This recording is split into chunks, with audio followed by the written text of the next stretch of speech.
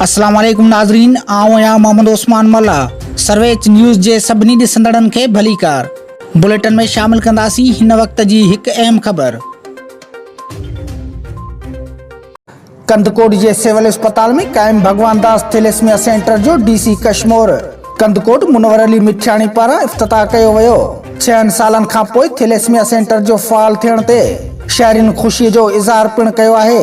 Kandhkot civil अस्पताल में 6 सालनि खां भगवान दास थैलेसेमिया सेंटर जी इमारत सूबाई वज़ीर मुकेश कुमार चावला जे ताउन सां तैयार कई वई हुई, जेका अमलो न हुजण करे फ़ाल न थी सघी हुई, जंहिंखे फ़ाल करण बाद डीसी कश्मीर कंदकोट मुनवर अली मिठाणी, DHO डॉक्टर एहसान डहाणी, MS डॉक्टर नूरदीन समेत शहर जे सियासी समाजी शख्सियतनि आगा शमसुद्दीन पठान, वकील मोहसिन अली खान पठान ऐं अमर शहीद वेलफेयर ट्रस्ट जे सहकार सां थैलेसेमिया सेंटर जो इफ्तिताह कयो वियो।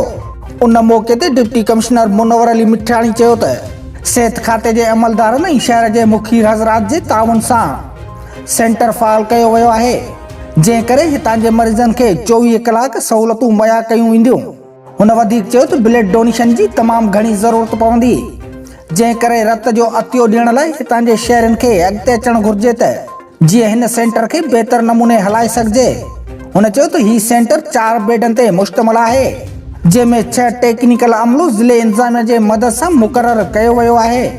ॿिए तरफ़ ज़िले इंतज़ामिया जे अहिड़े क़दम ते शहरियुनि पारां ख़ुशीअ जो इज़हार कंदे संदन शुक्रियो अदा कयो।